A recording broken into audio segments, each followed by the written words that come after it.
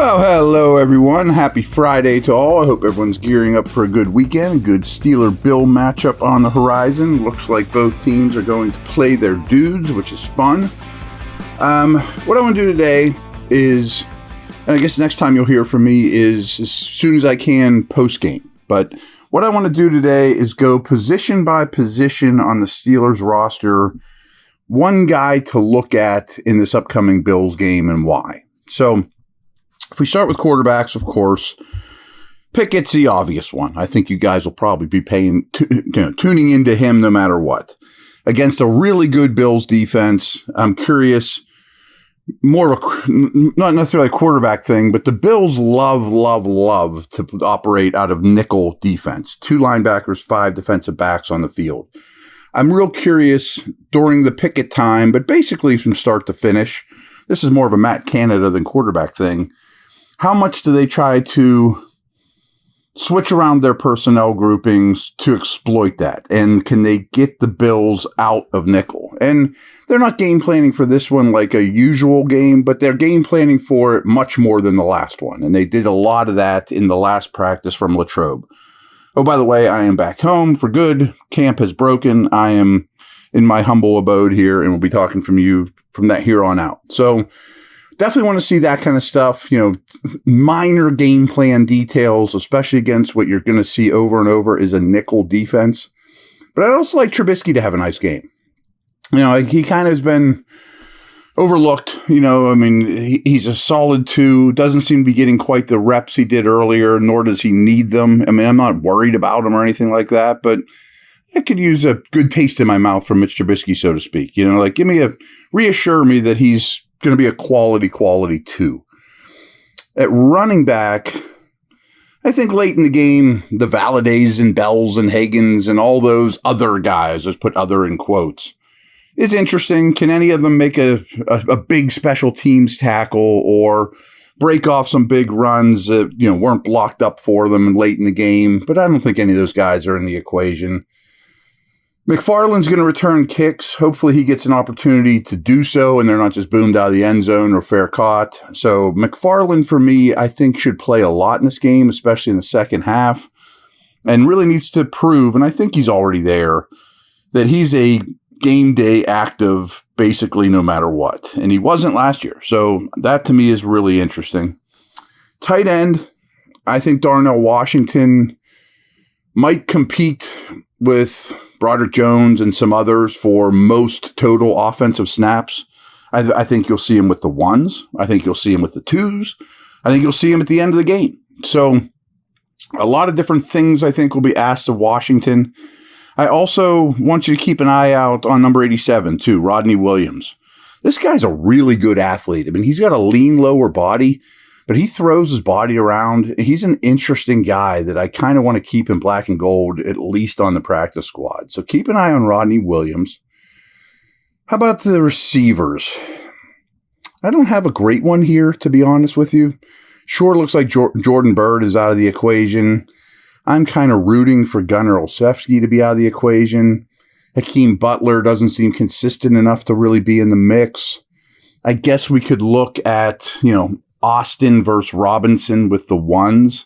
When they're in 3 wide, is it always Robinson or is it sometimes Robinson? So I guess that's something. O-line, I got a few. First of all, does Broderick Jones take any early snaps? Does he lead the team again in total snaps on offense? I think there's a good chance of that. LaRaven Clark, to me, is in trouble. He's only a right tackle. They have a core of 4. They have Moore, who's played some right in camp. Of course, Broderick Jones is going to make the team. And now Spencer Anderson, who's somebody you have to watch, 74, has shown that he can survive or play right tackle too. So why do you need LaRaven Clark? You don't need 5 offensive tackles, and he only plays 1 spot, and he's not the starter. So that's bad news for him. I'm getting more and more positive buzz about Dylan Cook, number 60. Keep an eye on him for sure. I think William Dunkel, 68, is done pretty well. Ryan McCullum. These guys aren't throwaway nobody O-linemen. They're doing okay for themselves. And Anderson's the guy to watch. Let's see how many spots he actually lines up at. It might be 3. I mean, it might be 5. So a lot of stuff to check out with this O-line. By the way, Kendrick Green hopefully isn't awful in this game because he was awful in the first game. Quick break, and we'll do the same thing here with the defense.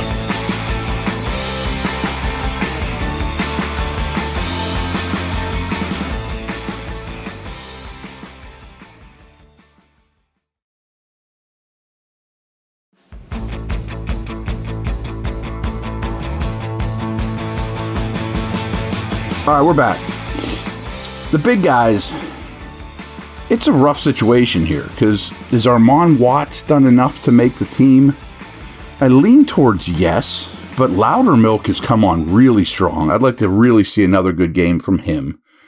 But I think what it comes down to is when it's all said and done, I don't think you can keep Fehoko and Adams. And Adams is clearly running with the ones, but I'd love to have both in the mix.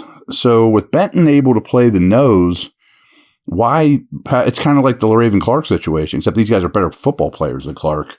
You can't have 2 true noses with Benton's ability to also play the nose if you're only playing 6 offensive linemen total. So that's a little sticky. It needs to work itself out.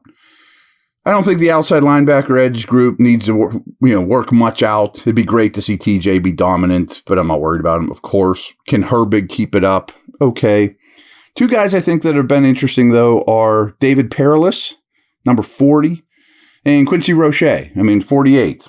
I don't think they'll keep 5 of these dudes, but if those 2 can stand out on special teams, make a big tackle on punt, block a kick, something like that, I think they'll be in the mix, at least.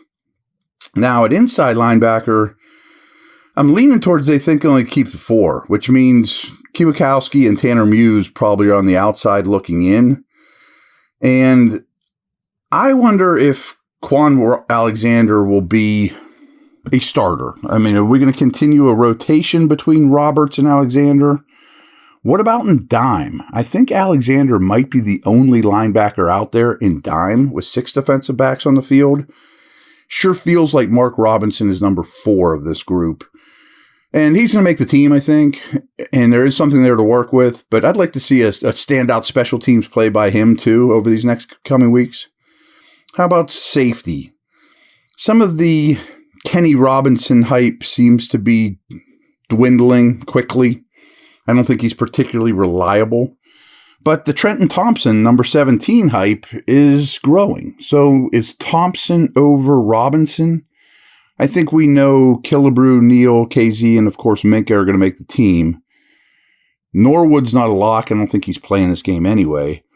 So is there a door open for Thompson versus Robinson to make this team? And again, special teams. Side note, all the specialist, long snapper, kicker, punter is going to be back to being the ones. So that little showing is over. But keep an eye on Trenton Thompson in the second half on defense as well. He shows up in practice over and over. At corner, where all will Patrick Peterson align? Pay attention. He can play some safety, some slot. What's he going to do? Is Joey Porter going to play well? Of the rookies, maybe he's the one that'll have the biggest spotlight on him because we have not seen him in a game. Who else do I want to talk about here? Luke Barku, 35. This seems destined for the practice squad, but he shows up time and time again in camp as well. Long 6'1" guy like they like. Maybe he's your last 53rd guy, something along those lines. And do we know that Chandon Sullivan is the number 1 slot? Or might that be Peterson with Porter and Wallace on the outside? And Elijah Riley, number 37, is also interesting. He's another one that'll be special team slot, has a little bit of safety capability as well. Maybe he's your last guy on the roster when it's all said and done. So big day, big 2 games here for Barku and Riley at the corner position slots. Barku's more is an outside guy.